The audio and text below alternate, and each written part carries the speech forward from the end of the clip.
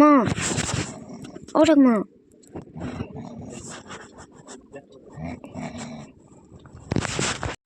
আজ আর কোনো রকম হাসি বা মজার বা কোনো আনন্দের ভিডিও না। আজ দেখাচ্ছি আমার ঠাম্মার শেষকৃত্যের যাত্রা। ভাবতে পারিনি এভাবে ঠাম্মা আমাদেরকে ছেড়ে যাবে। তবে কি বলবো, আমি ভেবেছিলাম হয়তো আবারও ফিরে আসবে, কিন্তু আর ফেরা হলো না। আজ 28শে জানুয়ারি ভোর 4টার দিকে ঠাম্মার স্ট্রোক করে এবং আমি আর দিদি বুঝতে পেরে ঠাম্মার কাছে চলে যাই। আর তারপর ঠাম্মাকে অনেক নাড়াচাড়া দেওয়ার পরেও ঠাম্মা ওঠে না। তারপরে বাবা মা আসে এবং বাবা মা ডাক্তারের কাছে নিয়ে যায়, হাসপাতালে ভর্তি করে এবং বিকাল 3টার দিকে আমার ঠাম্মা নাই হয়ে যায়।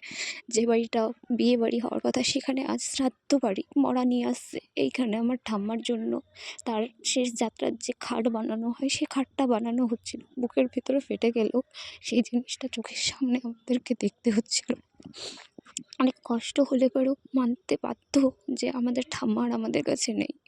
কিন্তু এর মাঝখানে আমার বাবা অনেক অসুস্থ হয়ে যায়, যার জন্য বাবাকেও হাসপাতালে নিয়ে যেতে হয়। যখন থেকে ঠাম্মাকে হাসপাতালে নিয়ে যাওয়া হয়েছে তারপর থেকে বাবার প্রেশার অনেক হাই হয়ে যায় এবং তার কারণে সন্ধ্যার দিকে বাবাকেও হসপিটালে নিয়ে যেয়ে ইঞ্জেকশন করে আসে এবং ঠাম্মা একদিকে ঢোকে এবং একদিকে বাবা বেরিয়ে যায় তার হসপিটালে ডাক্তার দেখানোর জন্য এবং সেখান থেকে দেখিয়ে আসে। এবং আমার বাবার সামনে আমরা একটা বার জোরে কাঁদতে পারিনি, কারণ আমার বাবার হাই প্রেশার। তার সামনে কান্না করলে আমার বাবাই নাই, তাই আমার বাবা যতক্ষণ ছিল না ততক্ষণ আমরা হাউমাউ করে আমাদের বুকের কষ্টটা বের করেছি।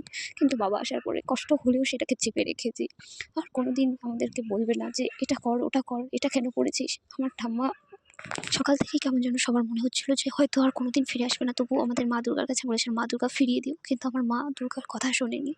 বাবা বারবার বুঝতে পেরে আমাদেরকে বলেছে বিয়ের জিনিসপত্র সব আলাদা করে দেয়, যেহেতু দিদির বিয়ের সামনে আলাদা করে আরেক বাড়িতে রেখে আসা হয়। এবং বাবাও খুব ভেঙে পড়ে, তবে আমাদের সামনে সেই জিনিসটা দেখায় না। সবাই খুব ভেঙে পড়েছে এবং এই যে শেষবারের মতন তার সাথে করা ভিডিও, আর কোনোদিন সে ফিরে আসবে না সেটা ভাবতেও কষ্ট লাগছে, কিন্তু কিচ্ছু করার নেই, এই জিনিসটাকে মেনে নিতেই হবে।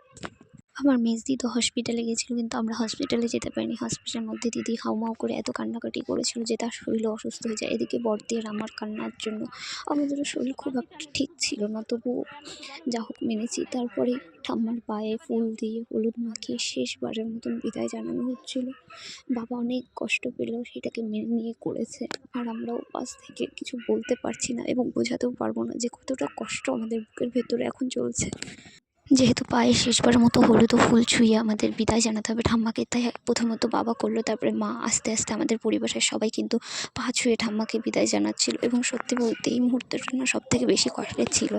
যার সাথে এতদিন মজা করেছি, ঝগড়া করেছি, কথা বলেছি, সে আজ আর আমাদের কাছে থাকবে না, সেটা ভেবেও কষ্ট লাগছে। বাবার সামনে আমরা কাঁদতে পারছি না, বাবা অন্যদিকে ঘুরে আছে এবং পায়ে যখন এই যে হলুদটা মাখাই তখন মনে হচ্ছে আর কি কোনোভাবে ফিরে আসতে পারে না ঠাম্মা। গায়ে দাও, গায়ে দাও মামা, মামারে গায়ে কিছু একটা দাও।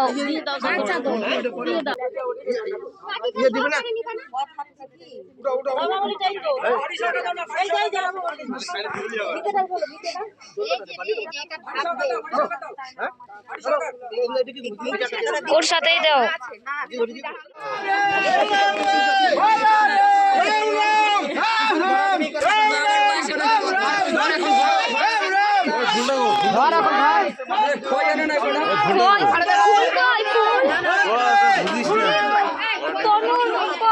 ফুল নিয়ে যেতে বললো।